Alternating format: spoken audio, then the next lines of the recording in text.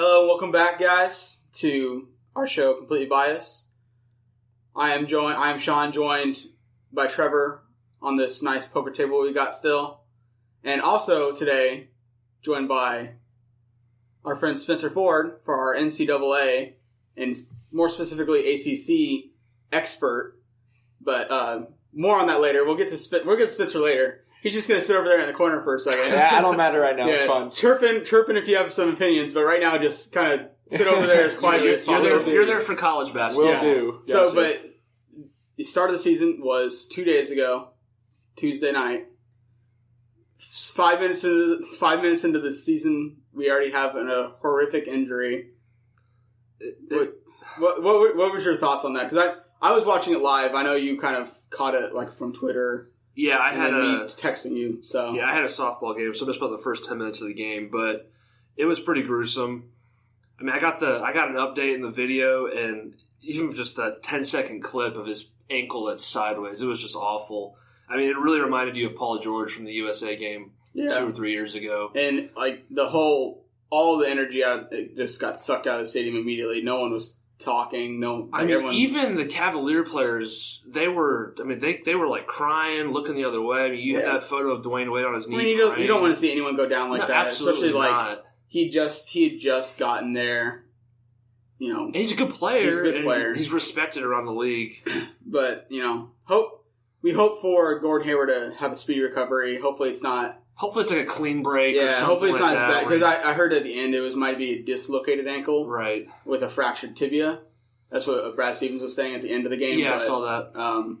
We'll know more as it comes out. And then, other than just Gordon Hayward, what do you think about the Celtics in general? It kind of sucks that, their opening day was soured by that. And, Yeah, I got to give them credit. They played pretty well given the circumstances. Yeah, I thought they did too, and I think that was a good sign for the Celtics. Even though Gordon Hayward went down, they had people step up. Marcus Smart, who shot terribly in the first half, in the second half he just became, that Marcus Smart that we both love, where he just hustling, playing amazing defense, stripping LeBron, playing LeBron one-on-one. Right. Yeah, backing everyone down on the Cleveland Cavaliers, even Tristan Thompson. Yeah, it's really good to see that out of Marcus Smart, because I was really unimpressed with him in the first half. And we have to take everything we talk about the Celtics with today with a grain of salt, just because of the Gordon Hayward injury. Yeah. But he was unimpressive at first. He ended up getting a little bit better towards the end of the game, which is good. I think he started off 0 for 9. Yeah, he ended up finishing 5 of 16. So yeah. I'll take it. Yeah, but other than Marcus Smart, I mean, Jaylen Brown was phenomenal. Yeah, he was really, really good and not afraid of anybody. Yep. Played fantastic on both sides of the floor. Mm-hmm. He was getting up and down the floor, which was really good and what they really needed. All the young guys seemed to really do well for the Celtics. Even Jason Tatum, who had a really, really rough first half, second half came out, completely different player. I know what I'm doing now. Like, it seemed like he learned from first half to second half.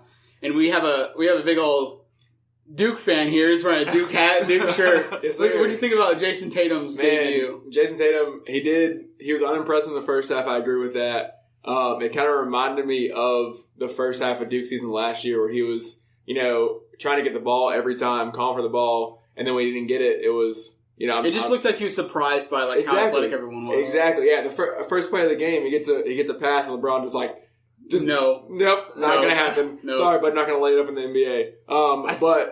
Well, he's going to have to learn his role, which is actually a little bit bigger now. But I know I was talking to Spencer earlier, and he was demanding the ball in the first half, like he was the superstar of the team. I think he needs to kind of calm that down a little bit. Absolutely, but yeah, it was good to see him in the second half. He hit some outside jumpers. He was getting other people involved. It was a good first showing. Yeah, what do you think about Kyrie Irving's debut as the leader of the team? As the leader, I thought he took that role on very well. I saw him going to the sidelines and talking to all the young guys and encouraging them to do stuff, and which is good. Which is, I guess, what he's there for. So that's a good thing. I kind of miss Kyrie the scorer. I didn't see that a whole lot. I mean, he still had 22 points, but he did a lot of distributing, a lot of facilitating. In the fourth quarter, he kind of was like, okay, I'm going to shoot some threes now. Right. He made 3 or 4 in the fourth quarter, like 3-pointers. Yeah, but I also feel like he had to. You know? Yeah, he did. He did, but because no one else on that team can really score, especially with Gordon Hayward down. I don't know, like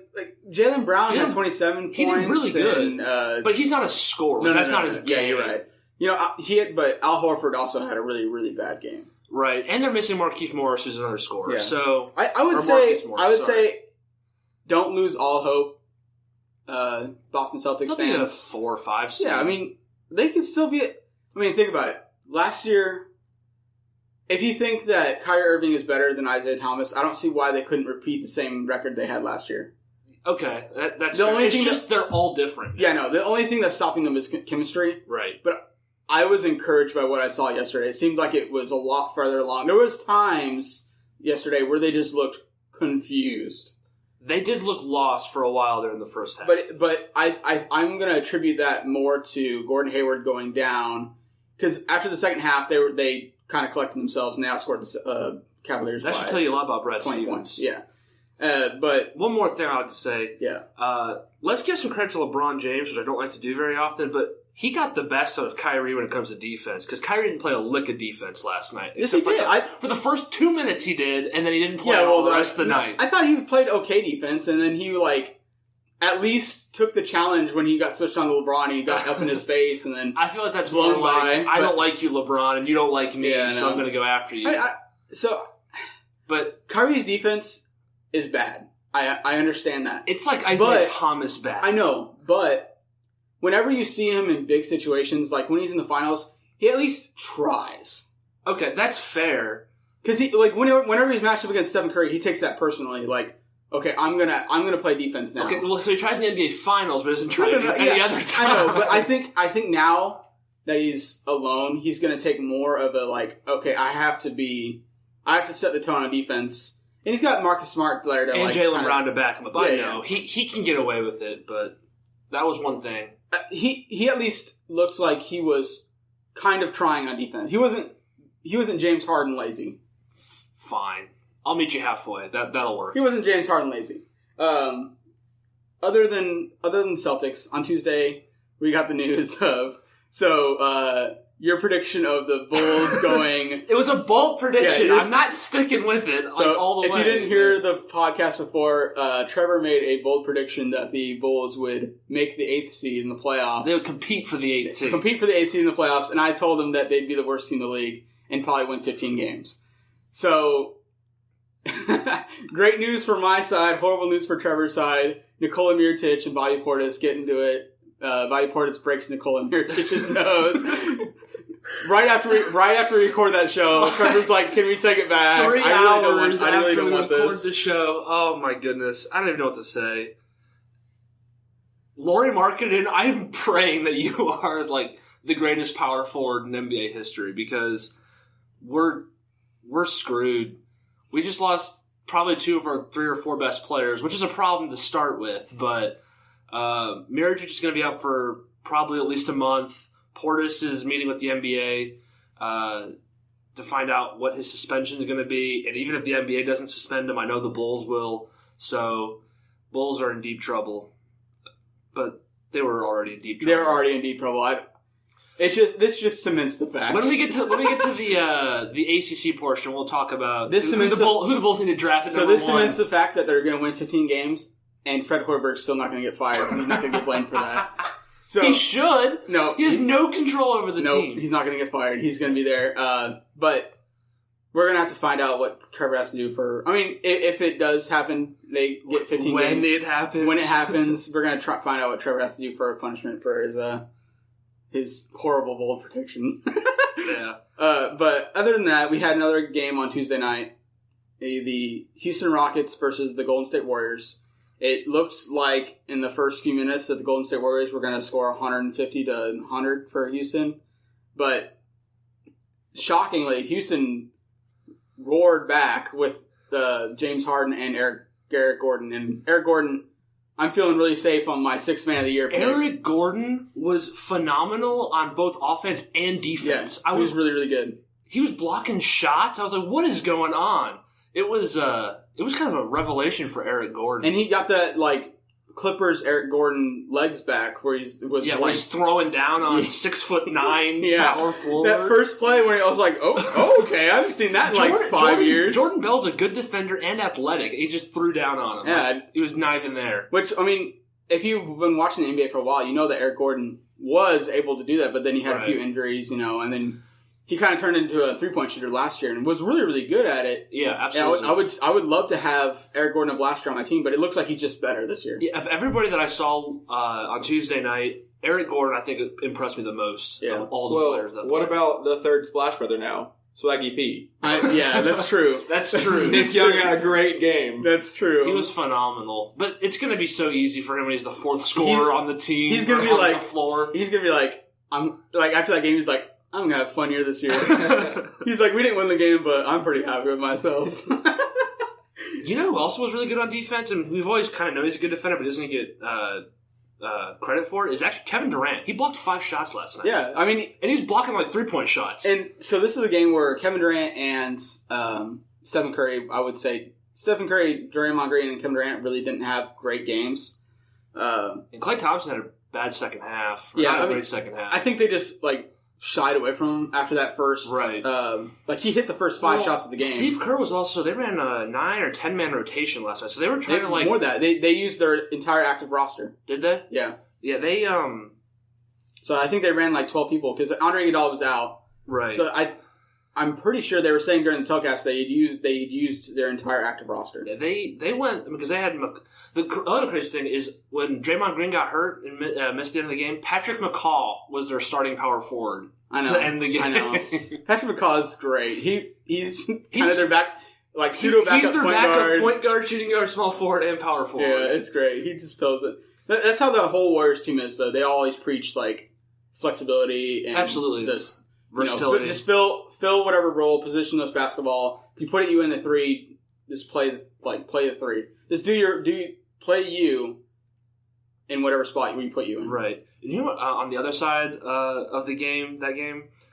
Oh yeah. By the way, Houston Rockets won this game, guys. Oh yeah. We were talking a lot about the Warriors, but the Houston Rockets won the game. No, the Houston Rockets did win the game. Eric Gordon was phenomenal. James Harden was phenomenal. But one thing that I started seeing kind of towards the end of the game is Chris Paul was yelling at all the Rockets players. Yeah, he was. Telling them what to do. And I don't think they're going to put up with it for the whole season. Well, see, okay, so it's hard because Chris Paul did not play well, but he's also injured right now. Right. He has bruised knees and bruised hip. It's just, I just thought it funny. I know. Found it funny because you would see the anger in him because he even got that technical. Yeah, he's yelling at Capella and yelling at Harden. It's hilarious. They're not going to put up with that for all 82 games. Well, if they win, they're going to put up with it. We'll see. I mean, we'll see how that goes. I'm starting to kind of feel bad for me bashing DeAndre Jordan and Blake Griffin all these years because maybe Chris Paul is just a jerk. Maybe Chris Paul's the problem. Like I said, like I was saying before, I think the Clippers are going to be just as good without Chris Paul, just because they finally have a good small forward. They have, you can't just replace Chris Paul with what he does, right? But they have other ways to run the offense. But it's still unseen to whether if this Chris Paul and Houston thing is going to work out, because I think if he wasn't really able to play yesterday, and if they they have to buy into what Chris Paul said, because Chris Paul's a smart player. He's not an idiot, and he's not just talking out of his butt. But if they listen to, he's smart. If they listen to what he's saying, they'll be fine. But I could also see maybe we should go with a different temper tantrum because maybe the Rockets are going to start feuding with each other. We just have to see him get healthy, and because a lot of yesterday was Chris Paul sitting in the corner, sitting on the wing, and then James Harden going one-on-one and finding somebody. He was James Harden last year. James Harden was so good. Yeah, he was really good. He started off kind of rough too, but when he hit that step back in Curry's face, I was like, "Yep, James Harden's back." We're good. And Stephen Curry was already walking back the other way. It was just whatever, man. All right, that's enough for the NBA today. But we've got a little treat. We've got our NCAA. So me and Trevor, we like college basketball. We do follow college basketball, but we have a friend that likes college basketball a lot, and specifically ACC, and more specifically Duke. Oh yeah, a lot. He follows Duke religiously and knows who they're visiting, knows who's visiting campus for scouting, So let's just get into it. What do you first of all, what did you think about the NBA games yesterday? And then we'll get into your ACC. So NBA games,